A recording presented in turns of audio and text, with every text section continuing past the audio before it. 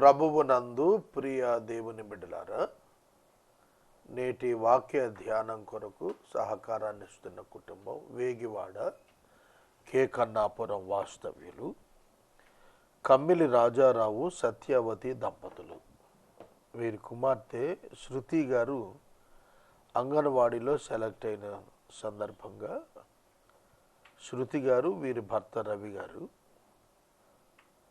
మరియు రాజారావు సత్యవతి దంపతుల కుమారుడు సునిధర్ బాబు, కుమార్తె ప్రీతి సహకారం ఇస్తున్నారు.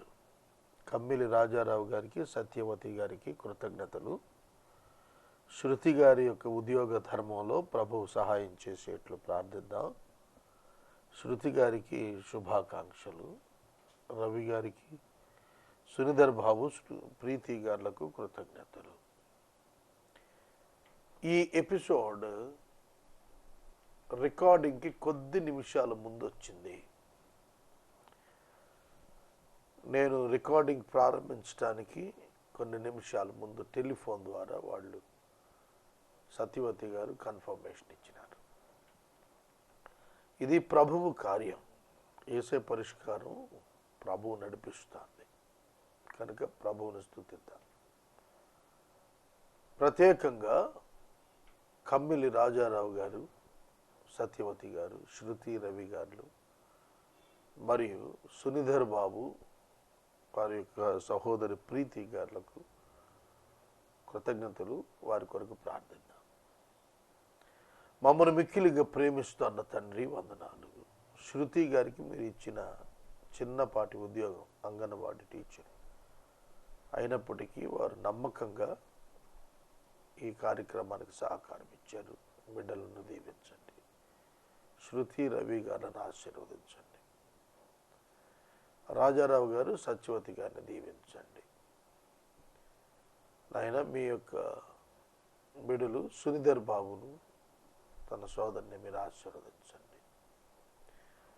రేపటి నుండి మాసం అంతవరకు ఈ ఎపిసోడ్ సహకారులు కావాలి, పంపించండి.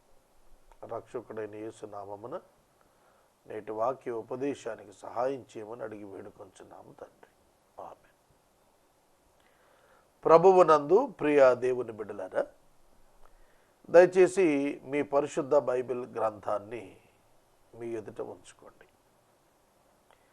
మత్తయి సువార్త 20వ అధ్యాయం మనం ప్రారంభించాలి. ఏప్రిల్ 2వ తారీఖు 3వ తారీఖు మత్తయి సువార్త ప్రారంభించాను. ఆగస్ట్ 16వ తారీఖులో ఉన్నాం కనుక మనం 19 అధ్యాయాలు పూర్తి చేసుకోవటానికి 19 ఏప్రిల్ నుండి ఆగస్టుకు 4 మాసాలు, పైగా ఒక 13-14 దినాలు విస్తృతంగా ధ్యానిస్తున్నాము ఎపిసోడ్స్. ఇంకా మనం 9 అధ్యాయాలు ధ్యానించాలి. చాలా మ్యాటర్ ఇందులో ఉంది.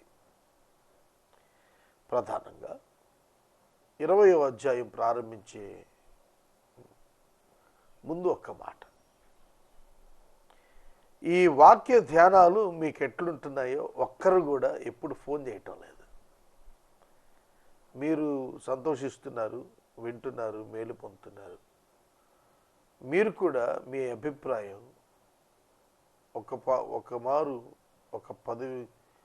ఒక రూపాయి ఖర్చు పెట్టి సెల్ ఫోన్ ద్వారా కార్యాలయానికి తెలియచేయమని మనం చేస్తున్నాం. Just we want to hear from you that it is useful for your spiritual life. 20వ అధ్యాయం మొదటి వచనం మనం ప్రారంభిద్దాం. ఎలాగనగా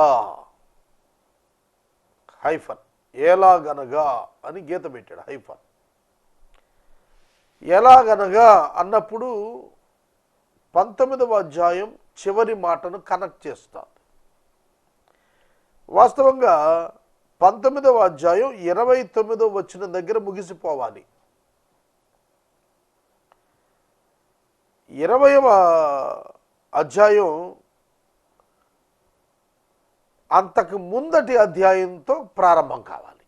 అట్లా డివైడ్ చేస్తే బాగుండేది. ఈ బైబిల్ చాప్టర్స్గా వర్సెస్గా డివైడ్ చేసినప్పుడు 30వ వచనం ఉందే 19వ అధ్యాయం 30వ వచనం 20వ అధ్యాయం మొదటి వచనంలోనికి ఇంక్లూడ్ అవ్వాలి. అయ్యి 20వ అధ్యాయం మొదటి వచనం 2గా మారాలి, లేదంటే 2 క్లబ్ చేసి 1గా అన్నా ఉంచాలి. మొదటి వారు అనేకులు కడపటి వారగుదురు, కడపటి వారు మొదటి వారగుదురు, ఎలాగనగా అది కంటిన్యూటీ. మొదటి వారు కడపటి వారగుదురు, మొదటి వారు అనేకులు కడపటి వారగుదురు, కడపటి వారు మొదటి వారు అగుదురు. కడపటి వారు అన్న చోట అనేకులు అనలేదు, కడపటి వారిని క్లబ్ చేశాడు. కడపటి వారు మొదటి వారు అయిపోతారు. ఎలాగనగా ఈ ఎలాగనగా అనే మాట మరలా 20వ అధ్యాయం 16వ వచనంలో ఈ ప్రకారమే కడపటి వారు మొదటి వారు అగుదురు, మొదటి వారు కడపటి వారు అగుదురు అన్నాడు. కనెక్షన్ చూడండి. 19వ అధ్యాయం చివరి మాట, 20వ అధ్యాయం మొదటి మాట, 20వ అధ్యాయం 16వ వచనం. ఈ 3 వచనాలు సింక్రనైజ్ చేస్తే కడపటి వారు మొదటి వారు, మొదటి వారు కడపటి వారు ఎట్లా అవుతారు అనగా అనే సందేశం ఈ యొక్క 2వ వచనం 20వ అధ్యాయం 2వ వచనం నుండి 15వ వచనం వరకు రాయబడింది. బైబిల్ని జాగ్రత్తగా ధ్యానించాలండి. మనం ఒక్కో ప్యాసేజ్ తీసుకొని చదివేసి దాన్ని వదిలేస్తాం. అట్లా కాదు. దాని మూలం ఎక్కడ ప్రారంభమైంది, ఎక్కడ వరకు ఉంది, దాన్ని ఏం చెప్పాలనుకుంటున్నాడు, ఏం చెబుతున్నాడు. కనుక బైబిల్ని స్టడీ చేయాలి. ఊరికి చదువుకుంటూ వెళ్ళిపోవటం కాదు. కథల పుస్తకం చందమామ చదివినట్టు కాదు బైబిల్ చదవాల్సింది. Bible the great book of God, దేవుని యొక్క ఒక గొప్ప గ్రంథం. దీనిలో మనుషుల అన్ని పరిస్థితులకు సరిపడా సూత్రాలు, సరిపడా సందేశాలు ఉన్నాయి. ఉదాహరణ, మీ జీవితంలో ఒక ఆర్థిక సమస్య వచ్చిందనుకోండి. ఆ ఆర్థిక సమస్యను మనం ఎదుర్కోవాలి అంటే మనం ఏ విధంగా సిద్ధపడాలి? ఆర్థిక సమస్యని ఎదుర్కోవాలంటే ఏ విధంగా సిద్ధపడాలి? కేవలం సమస్య తీరిపోతేనే మనం సక్సెస్ఫుల్ అవుతామా? సమస్యగా ఉండగా సమస్యని సమర్థవంతంగా డీల్ చేయటం తెలుసుకోగలిగితే అది మోర్ దాన్ సక్సెస్ కదా. కాబట్టి బైబిల్ గ్రంథంలో అనేకమైన విషయాలు ఉన్నాయి, అనేకమైన ప్రాబ్లమ్స్ని గురించిన సొల్యూషన్స్ ఉన్నాయి. నేను చాలామంది యొక్క వ్యక్తిగత సమస్యలు పరిష్కారాలు బైబిల్లో నుంచి చూపించగలిగాను. How God reacts, how the people of God reacted already. కనుక బైబిల్ని మనం చాలా జాగ్రత్తగా పరిశీలించి దాన్ని అర్థం చేసుకొని దాని నుండి మనం మన సమస్యలకు పరిష్కారాలు పొందుతూ ఉండాలి. లోకము ఇచ్చిన పరిష్కారాలు తాత్కాలికాలు, అసంపూర్ణాలు.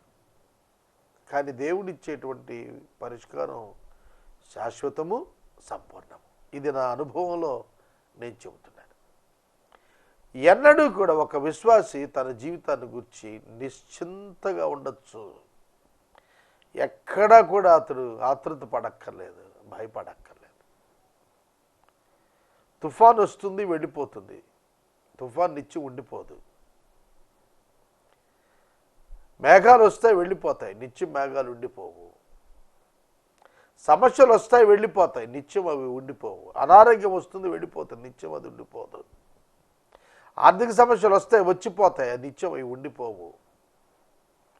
అన్ని దినాలు ఒకేలా జరుగుతాయని అనుకోవద్దు. కాబట్టి ప్రతి మనిషి వాక్యాన్ని కనుక సరిగా గ్రహిస్తే ఏ విధమైన ఇబ్బంది ఉండదు. మొదటి వారు కడపటి వారు ఎట్లవుతారు, కడపటి వారు మొదటి వారు ఎట్లవుతారు. దీనికి ప్రభువు ఒక ఉపమానం వినియోగించారు. అది ఒక దినంలో నేను పూర్తి చేయలేను, కానీ ఇంకా ఎక్కువ వివరాలు చెబుతాను.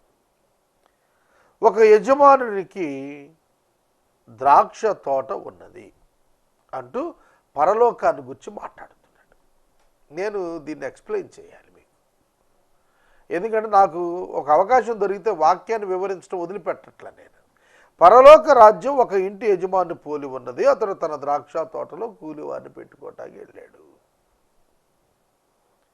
కనుక ద్రాక్ష తోట యజమాని అనే పదం చెబుతూ పరలోక రాజ్యము అని అన్నాడు. జాగ్రత్తగా వినాలి. పరలోక రాజ్యం ఒక ఇంటి యజమానుని పోలి ఉంది. ఆ ఇంటి యజమానునికి ఒక తోట ఉంది. అతని ప్రవర్తన దాన్ని పోలి చెబుతున్నాడు. యోహాను సువార్త 15వ అధ్యాయం 1వ వచనంలో అద్భుతమైన మాట ప్రభు రాశాడు. నేను నిజమైన ద్రాక్షావళిని, తీగలు మీరు, నా తండ్రి మంచి వ్యవసాయకుడు అని రాశాడు. నా తండ్రి మంచి వ్యవసాయకుడు అన్నాడు. పరలోక రాజ్యాన్ని గురించి మాట్లాడుతున్నప్పుడు వ్యవసాయకుడిగా దేవుణ్ణి వర్ణించాడు. అంటే ఫార్మర్, రైతు, గ్రేట్ ఫార్మర్. దేవుడు తనను ఫార్మర్గా పరిచయం చేస్తున్నాడు మనకు అర్థం కావటానికి. ఎట్లాంటి మంచి వ్యవసాయకుడు?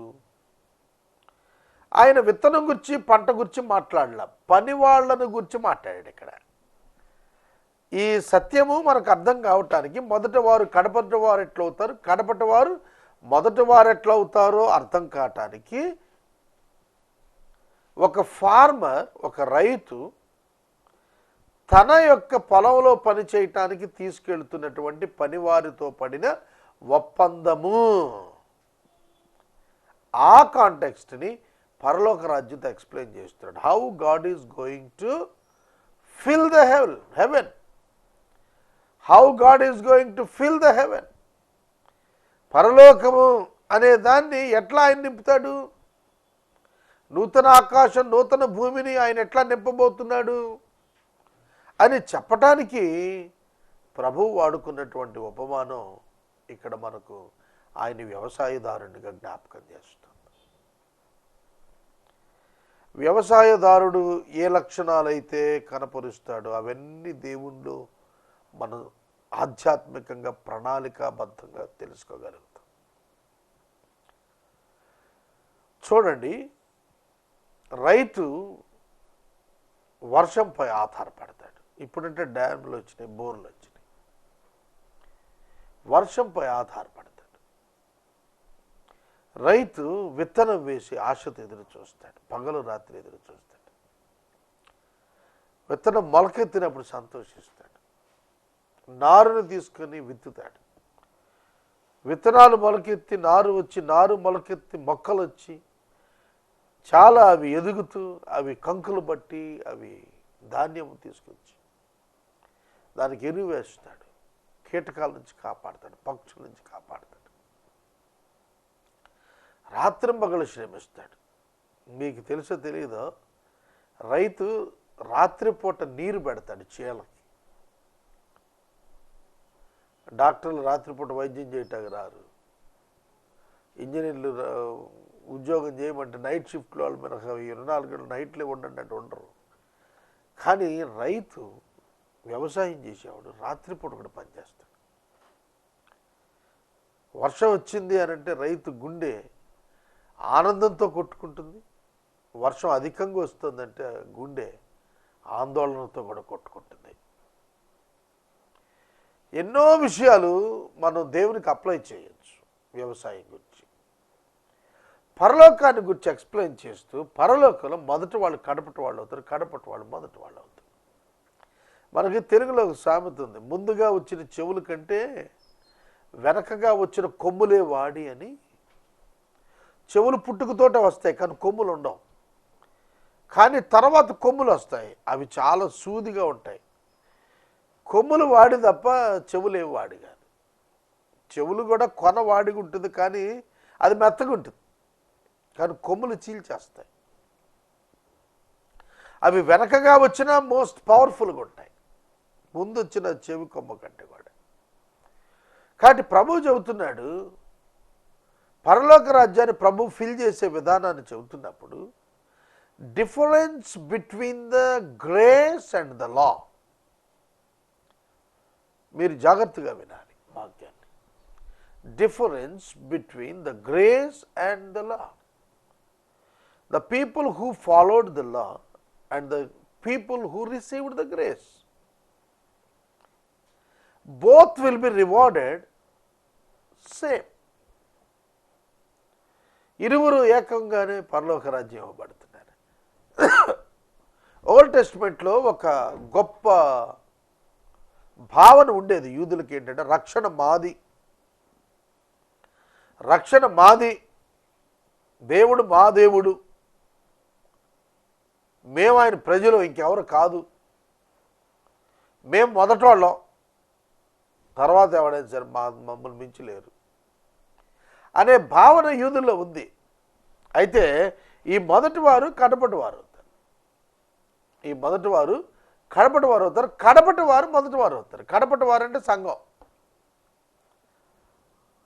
యూదుల చరిత్ర మీరు తీసుకుంటే నిష్ణాతులు ఉన్నారు భక్తిలో. ఫారిసీస్ అని ఉంటారు, పరిసయ్యులు, నిష్ఠ. వాళ్ళు భోంచేయాలంటే చేతులు కడుక్కోకుండా చేయరు, ఆకు కడగకుండా చేయరు, స్నానం చేయకుండా గుడికి పోరు, ఉపవాసాలు ఉంటారు. More religious people, more religious people. భక్తి అనే తూకం వేస్తే ప్రపంచంలో వాళ్ళే హైయెస్ట్, వాళ్ళే భక్తి పరుల్లోకి వస్తారు. అట్లాంటి వారందరినీ కూడా పోలుస్తూ అందులో ఉన్న డిఫరెంట్ డిగ్రీస్, పరిచయులు, సద్దూకయ్యులు, వీళ్ళల్లో డిగ్రీస్ ఆఫ్ డిఫరెన్స్ చాలా ఉంది. వాళ్ళు ఏం చేశారంటే వాళ్ళని ప్రభు పోలుస్తూ వచ్చాడు. ఉదయం 6 గంటలకు యజమానుడు వెళ్ళి, ఉదయం 6 గంటలకు యజమానుడు వెళ్ళి బెస్ట్ ఎవరైతే ఉన్నారో వాళ్ళని ఏరుకొని తీసుకొచ్చుకున్నాడు. బెస్ట్ ఎవరైతే ఉన్నారో వాళ్ళను ఏరుకొని పని కోసం తీసుకొచ్చుకున్నాడు. ఆ తర్వాత మరలా 9 గంటలకు వెళ్ళాడు. అంటే ఆఫ్టర్ 3 అవర్స్ వెళ్ళి మళ్ళీ 9 గంటలకు తీసుకొచ్చాడు ఒక గ్రూప్ని, పని వాళ్ళని. 9కి అయిన తర్వాత మళ్ళీ 12 గంటలకు వెళ్ళాడు. 12 గంటలకు వెళ్తే ఇంకా పని వాళ్ళు ఉన్నారు, వాళ్ళల్లో శ్రేష్టమైన వాళ్ళని తీసుకొచ్చాడు. తర్వాత మళ్ళీ 3 గంటలకు వెళ్ళాడు. 3 గంటలకు వెళ్తే ఇంకా పని వాళ్ళు ఉన్నారు, వాళ్ళల్లో కూడా బెస్ట్ నేర్కొచ్చాడు. చూడండి గ్రూప్స్ చూడండి, ఒకటి 6 గంటలకు, 9 గంటలకు, 12 గంటలకు, మధ్యాహ్నం 3 గంటలకి. అంటే 4 గ్రూప్స్ పరీక్షించి తీసుకుని రాబడినటువంటి వాళ్ళు. అంటే ఉన్న క్రీమ్ అంతట్లో better and best good cream అంతా కూడా యజమానుడు పనిలో పెట్టుకోవడానికి తీసుకెళ్ళాడు. ఇక మిగిలిపోయిన వాళ్ళు ఎవరంటే అంగవైకల్యం కలిగిన వాళ్ళు, రక్తహీనత ఉండి, బలహీనంగా ఉండి, బరువులు మోయలేని వాళ్ళు, కూలికి వెళ్తే కానీ గిట్టదు, భోజనం రాదు, కానీ కూలి లేదు కదా, అట్లాగా ఉంటారు. ఎంత ప్యాథటిక్ కండిషన్ అంటే వాళ్ళది. They can't select as the workers. వాళ్ళు పనివాళ్ళుగా సెలెక్ట్ అవటానికి యోగ్యులు కాదన్నమాట. అందుకే వదిలిపెట్టబడ్డారు, వాళ్ళు విడిచిపెట్టబడ్డారు. యజమానుడు సెలెక్ట్ చేసుకొని గ్రూప్ అది. ఎన్నిక చేయబడిన జనాంగం కాదు, పిలువబడిన జనాంగం కాదు, విడవబడిన జనాంగం. వింటున్నారా? అలా విడవబడిన జనాంగం దగ్గరికి ఆయన సాయంకాలం 5 గంటలకు వచ్చాడు. 5 గంటలకు వచ్చి ఆయన అడిగాడు, ఇంకనూ ఎవరునూ మిమ్మల్ని పనిలో పెట్టుకోలేదా అని అడిగాడు. ఎవరు పెట్టుకోలేదయ్యా అని అన్నారు. అప్పుడు ఆయన, మీరు కూడా వెళ్ళి పనిచేయండి అన్నాడు. వాళ్ళు ఎవరు? బలహీనంగా ఉన్న వాళ్ళు, సరైన ఆధారం లేనటువంటి వాళ్ళు, సరైన బలం లేనటువంటి వాళ్ళు, స్కిల్ లేనటువంటి వాళ్ళు. కానీ యజమానుడికి ఇష్టమైంది. ఇక్కడ మనం రక్షణ పథకం వర్ణిస్తున్నాడు, ఈ మాటల్లో రక్షణ పథకం వర్ణిస్తున్నాడు అని నేను చెబుతాను. వాళ్ళను కనికరపడి ఎందుకంటే 6 గంటలకు ఇంటికి వెళ్తే మరి భోజనం వండుకోవాలి, తినాలి కదా, పిల్లలు తినాలి, పిల్లలు ఎదురు చూస్తూ ఉంటారు. కాబట్టి యజమానుడు కనికరపడి మీరు కూడా వెళ్ళి పని చేయండి అన్నాడు. వాళ్ళందరూ వెళ్ళి పని చేస్తున్నారు. అందరికీ ఇచ్చేసాడు ఛాన్స్. ఇక ఈ కుంటి గుడ్డి ఏమి చూడలా, మోగోడు చెవిటోడు కుంటోడు నాట్ ఎఫెక్టివ్ స్కిల్ లేదా ఏం చూడాలి, వెళ్ళి పని చేసుకున్నాడు. పని అంతా అయిపోయింది. 6 గంటలకి బట్వాడాలు ఇస్తున్నాడు, జీతాలు ఇస్తున్నాడు. ఇచ్చినప్పుడు సాధారణంగా ఉదయం 6 గంటలకు వచ్చినాడు ముందు పిలిచి అతను ఒప్పుకున్న ధ్యానాన్ని ఇచ్చి పంపాలి. కానీ అలా చేయలే. వారందరి ఎదుట చివరగా చివరగా 5 గంటలకు పనికి వచ్చిన బలహీనులైన వారికి మొదట జీతాలు ఇవ్వటం మొదలుపెట్టాడు. మొదలుపెట్టి ప్రతి ఒక్కరికి ఒక్క ధ్యానారం చొప్పున ఇచ్చాడు. ఉదయం 6 గంటలకు వచ్చిన వాడికి ఏదైతే ఒప్పందం ప్రకారం ఒక దేనారం డబ్బు ఇవ్వటానికి ఒప్పుకున్నాడో యజమాని, అది సేమ్ అమౌంట్ 5 గంటలకు సాయంకాలం పూట వచ్చి 1 గంట పనిచేసి అది నిపుణత లేకుండా అది మెరుగు లేకుండా ఉన్నటువంటి వర్కర్స్కి ఒక దేనారం ఇచ్చాడు. ఇచ్చేటప్పటికి ఆటోమేటిక్గా మిగతా వాళ్ళందరికీ ఆశ పుట్టింది. గంట పనిచేసిన వాళ్ళకి దేనారం ఇచ్చాడు, మనకు కూడా అంతే ఇస్తాడు కదా, మనకి ఇంకెక్కువ ఇస్తాడు కదా.